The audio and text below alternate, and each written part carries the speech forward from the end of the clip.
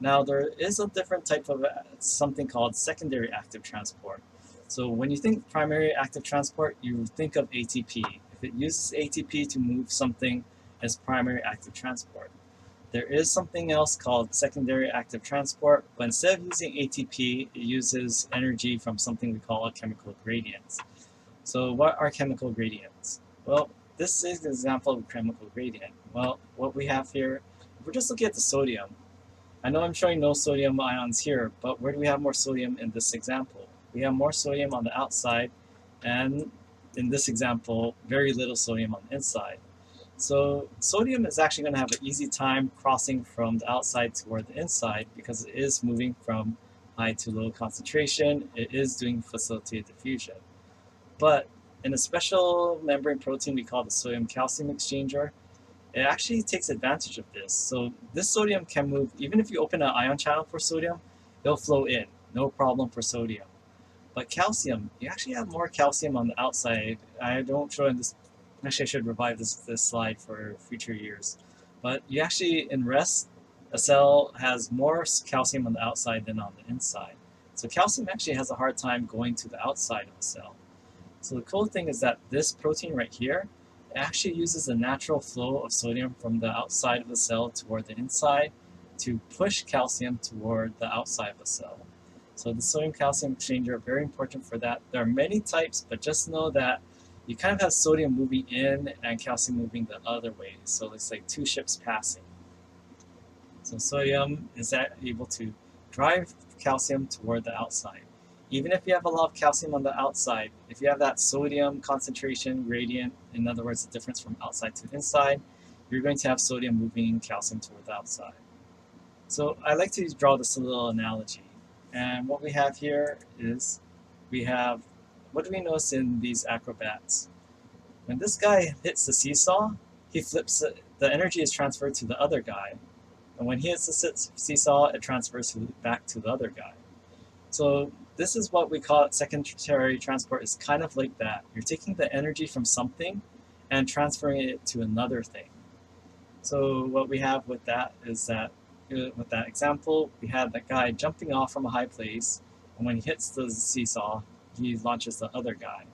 So this is what we kind of see in the sodium-calcium exchanger. We have the calcium on the inside, and just by the natural flow and energy stored up by sodium moving inside the cell, it actually allows the sodium-calcium exchanger allows the transport of calcium from the inside of the cell toward the outside. So basically that's what I'm getting at here is that you have a transfer of energy, but you're using stored up energy to move something from low to high energy. And again, if you really want to talk about physics, then I think there's also OpenStack's physics book, but this is just the basics I want you to know for this class. So what we have here, we have sodium, the natural flow and energy stored up from sodium being on the outside, driving the movement of calcium toward from the outside toward inside, and then calcium moving from the inside toward the outside. And what happens eventually? You have calcium on the outside. So this is an example of countertransport, or sometimes called antiport. They're synonymous, but what happens is that one substance is moving across the membrane in one direction, but another substance through that same protein and transporter is moving in the opposite direction. So again, notice that sodium was moving toward the inside of the cell, calcium was moving toward the outside of the cell, so it's countertransport. Now, there's also something called co-transport or symport, where two or more substances move in the same direction. So that's like having these two doors over here. Notice that they're both going inwards. I mean, yeah, sometimes you see people, then they go the wrong direction in the store. We're not talking about that. But in this case, what I'm showing is versus this turnstile where people are moving in opposite directions. In this, we have two doors, but they're moving in the same direction. Okay, so let's do a quick question.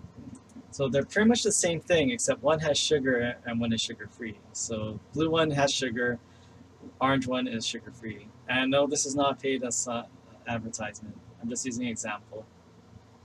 Because yeah, people drink Gatorade to rehydrate themselves, but which is actually more efficient? They both rehydrate you, but which would be the better if you're feeling super dehydrated? One with carbs or the one that's without carbs? those alcohols that mess up your.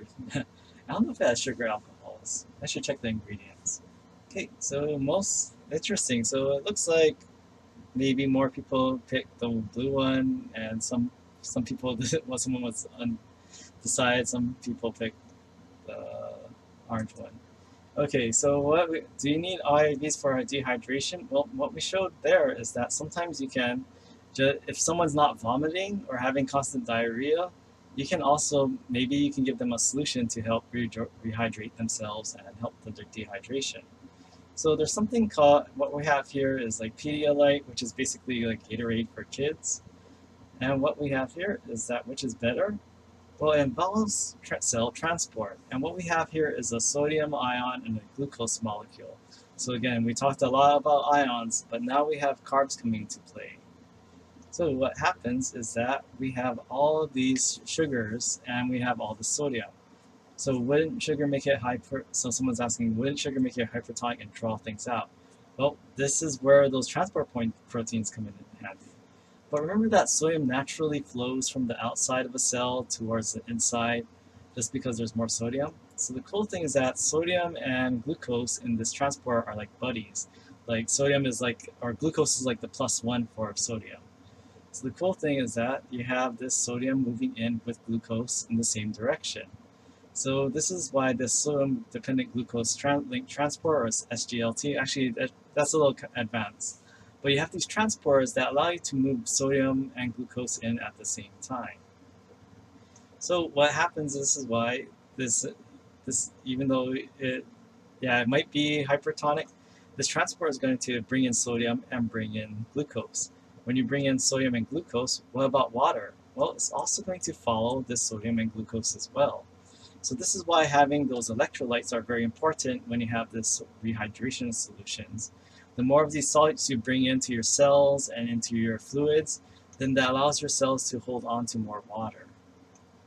So this is why, which is better for rehydration? So the one with, even though both will help with rehydration, the one with sugar has the added benefit of using that sodium glucose co-transporter because you're allowed to move in both at the same time. If you don't have the glucose, then you just have the electrolytes, which works, but if you have that extra glucose, that helps it even more. Yeah, so this is what, so again, this is if someone isn't vomiting or like vomiting whatever, if you give someone something to drink and they're vomiting, that's not going to really help them. But if they're able to tolerate it, this is the basis behind oral rehydration therapy. Say they have they're losing too much water due to diarrhea or some sort of like cholera. So this is often useful for countries where this is a constant problem. And this is a WHO formulation.